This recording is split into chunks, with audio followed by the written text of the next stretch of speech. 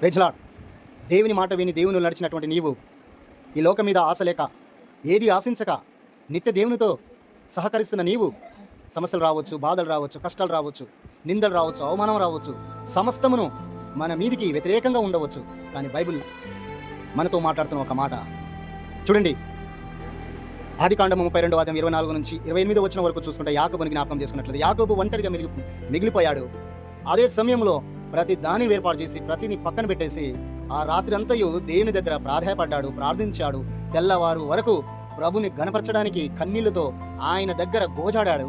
కానీ విషయం ఏంటో తెలుసా, అక్కడ అతన్ని దాటి వెళ్ళలేదు దేవుడు. Praise the lord. ఎందుకంటే పరాక్రమశాలి అయినటువంటి మన తండ్రి ఒక విషయానికి వస్తే తన దూతలు అనేక అశ్షూరు దండుపేటలో వచ్చి 185,000 మందిని చంపినటువంటి దూత కదా 2 రాజుల గ్రంథం 19:35 వచ్చిన చూస్తాం.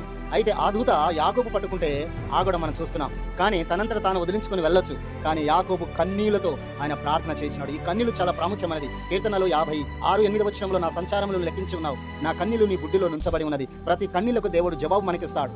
మనకు జవాబు దేవుని దగ్గర నుంచి రావాలంటే మన దగ్గర నుండి ఒక విలువకరమైనటువంటి ఆయుధం మనలో ఉంది. అది ఏంటిదంటే విరిగి నలిగిన హృదయము. ఆ హృదయంలో నుండి వచ్చేటువంటి కన్నీళ్లు. ఈ కన్నీళ్ల ద్వారా దేవుని ఆపగలే శక్తి మన దగ్గర ఉంటుంది. ఉదాహరణకు మనం యెహోషువని జ్ఞాపకం చేసుకున్నట్లయితే యెహోషువ 10:2 చూస్తే అమోరీయులను పగ తీర్చుకోవడానికి, అమోరీయుల మీద యుద్ధం ధరించడానికి సూర్యుడా నువ్వు గిబియోనులో నిలువు, చంద్రుడా నువ్వు ఆయాలో నిలువమని యెహోషువ ప్రార్థించగా సూర్య నక్షత్రముల చంద్రులను అక్కడ ఆగడం మనం చూస్తున్నాం.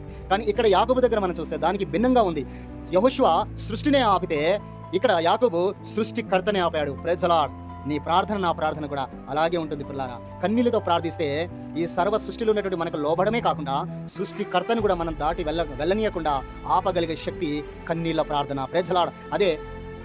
అదే మత్తయి సువార్తలో మనం చూసుకుంటే 20:34 నుంచి 34 మనం చూస్తే ఒక గుడ్డివాడు దావీదు కుమారుడా నరిస్తే తన వెనక ఉండేటువంటి జనాంగం తన శిష్యులు కూడా గద్దించారు. ఎందుకు అరుస్తున్నావు అని అడిగారు.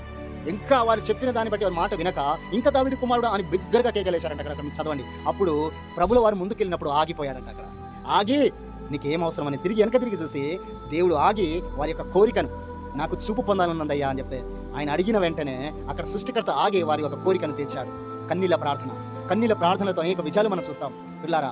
యెహోషువ సూర్యచంద్రులను ఆపితే ఇక్కడ యాకోబు సృష్టికర్తని ఆపాడు. ఆ సృష్టికర్తను ఆపినట్టుగా కూడా మన మత్తయి సువార్త ఒక గుడ్డివాడు యేసు ప్రభువును ఆపి తనను చూపు పొందుకునేటట్టుగా చేశాడు. ఇదే కన్నీళ్ల ప్రార్థన. దేవుని ఆపగలిగే శక్తి మనలో ఏమైనా ఉన్నాయా అంటే విశ్వాసం, నమ్మకం. దానికంటే మించింది కన్నీళ్ల ప్రార్థన. కన్నీళ్లతో మన ప్రభుని ఆపగలుగుతాం.